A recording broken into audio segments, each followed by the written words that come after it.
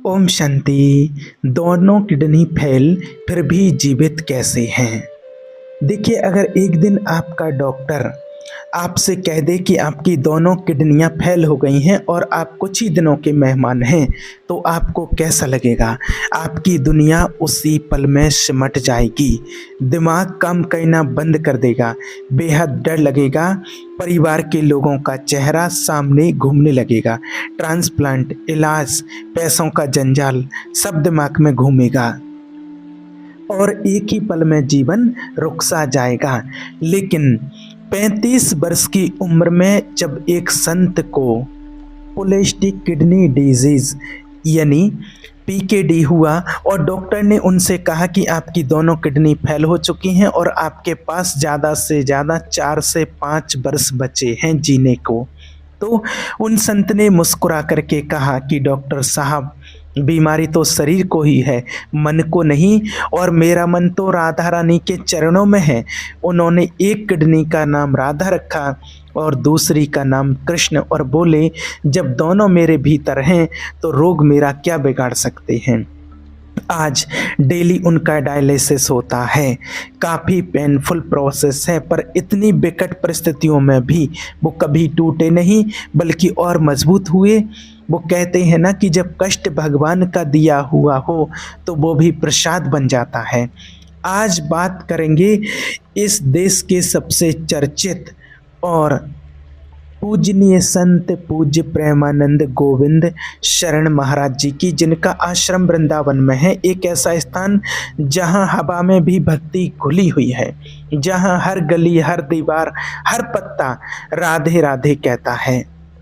और जिसको भी वहां जाने का सौभाग्य मिलता है, महाराज जी से मिलने का सौभाग्य मिलता है, और जो भी उनको सामने से देखते हैं तो उनको ऐसे लगता है कि जैसे वृंदावन उनके भीतर सांस ले रहा हो, और जब उनको सुनते हैं तो ऐसे लगता है कि खुद वृंदावन बोल रहा हो।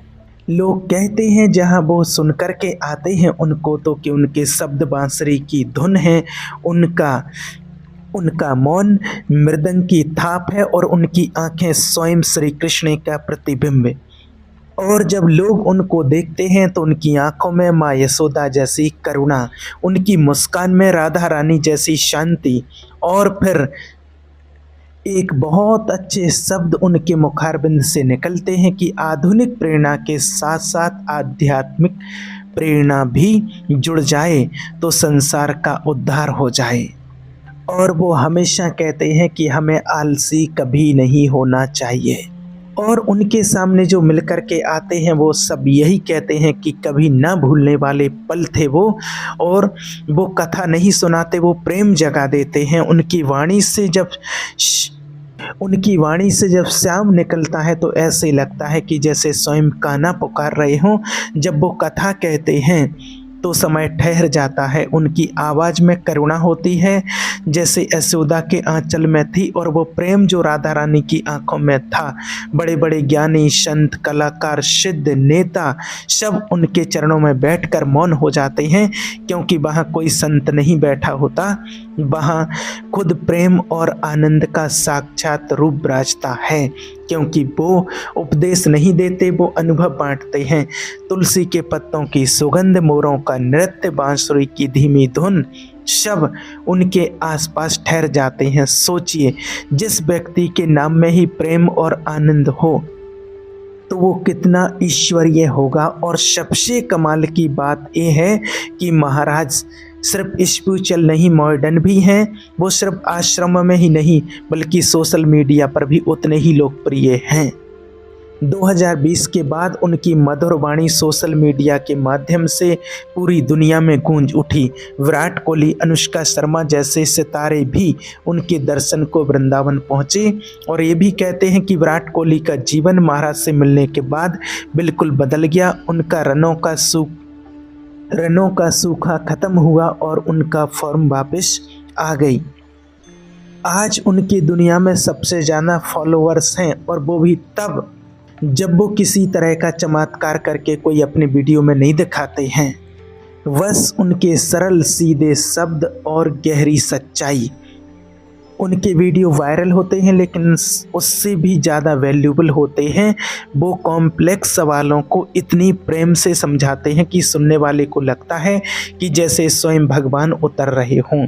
शायद ही पूरी दुनिया में कोई दूसरा स्पिरिचुअल।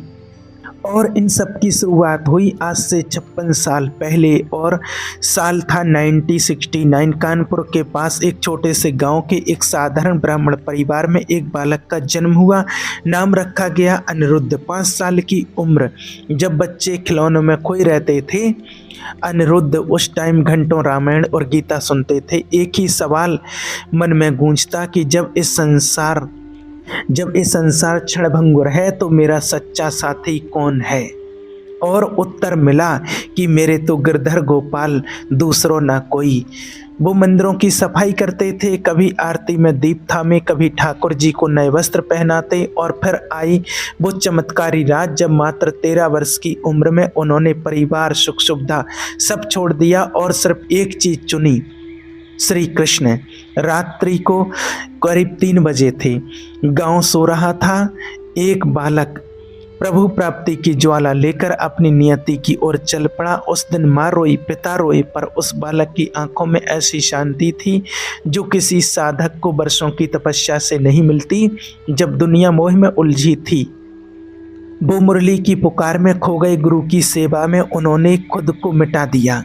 दर्द में भी मुस्कुराए और पहुंच गए काशी, जहां गंगा बहती है।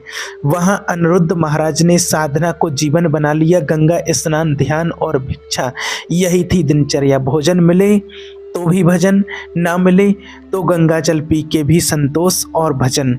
लोग कहते ये बालक पागल है। वो मुस्कुराकर कहते, अगर यह पागलपन भगवान के लिए है तो मुझे यह पागलपन मंजूर है।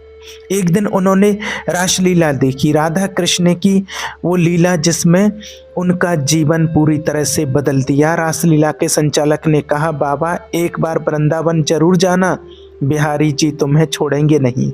और यही सेंटेंस उनके जीवन का महामंत्र, गुरु मंत्र बन गया। काशी का बैरागी अब प्रेम के धाम वृंदावन की ओर चल पड़ा और यहाँ उनका मिलन हुआ अपने गुरु श्री गौरंगी शरण जी महाराज से, जिन्होंने उन्हें सहचारी भाव में दीक्षा दी। भाव जिसमें भक्त खुद को राधा रानी की सखी मानकर राधा कृष्ण की सेवा करता है।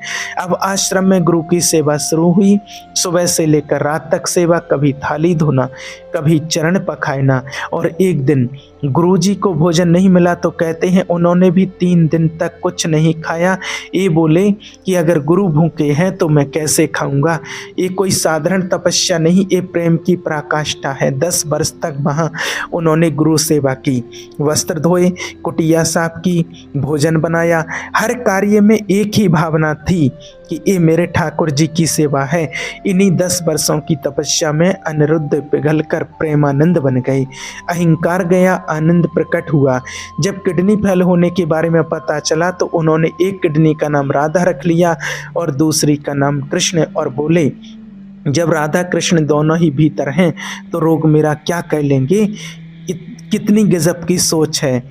उन्होंने नेगेटिव बात को भी पॉजिटिव में कन्वर्ट कर दिया। यही एक सच्चे संत का कमाल है। महाराज जी खुद बताते हैं कि इस जानलेवा बीमारी का पता चलने के बाद एक दिन वो बर्तन मांज रहे थे, तब उनके पास एक महात्मा आए और उनसे बोले कि महात्मा तू इतना उदास क्यों है। महाराज जी ने उन्हें अपनी बीमारी के बारे में बताया और ये भी बताया कि डॉक्टर ने कहा है कि कुछ ही महीने का जीवन शेष बचा है। तो उस महात्मा ने मुस्कुराते हुए महाराज जी से कहा, तू फिक्र मत कर, तू 80 बरस तक जिएगा।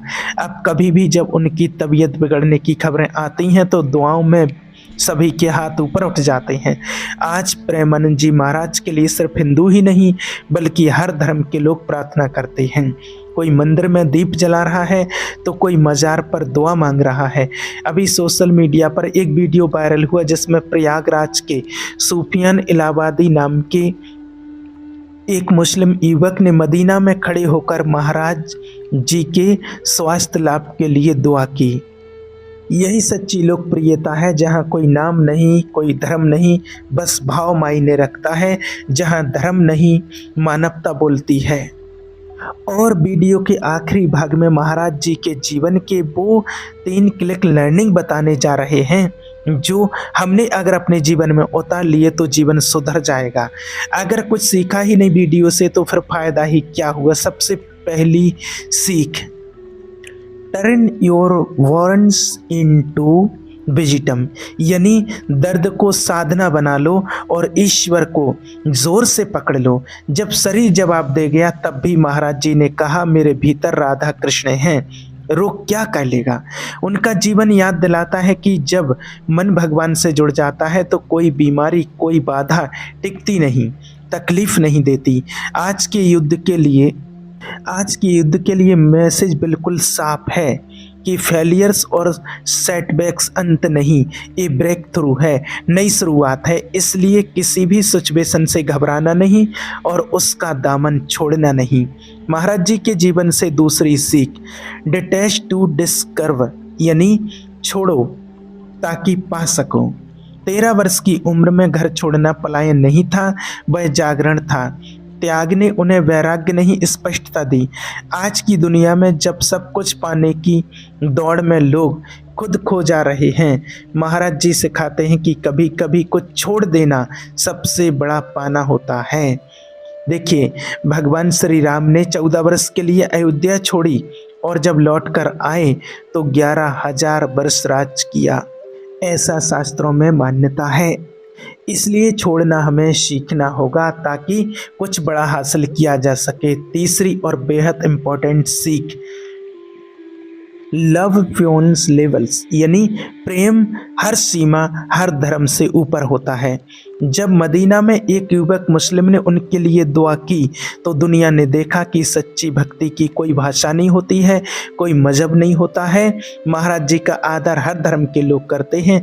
उनका जीवन बताता है जहाँ प्रेम है वहीं ईश्वर है, और प्रेम वही जो जोड़ता है, बांटता नहीं, लेकिन बांटने से और बढ़ता है। प्रेमानंद महाराज जी सिर्फ एक साधु नहीं, एक सेतु हैं जो इंसान को इंसान से और आत्मा को परमात्मा से जोड़ते हैं। वो दिखाते हैं कि श्रद्धा तब असली बनती है जब इंसान पीड़ा में भी मुस्कुरा सके।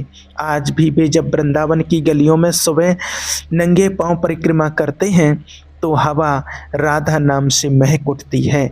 उनका हर कदम जैसे कहता है कि संसार को मत बदलो, खुद को बदलो।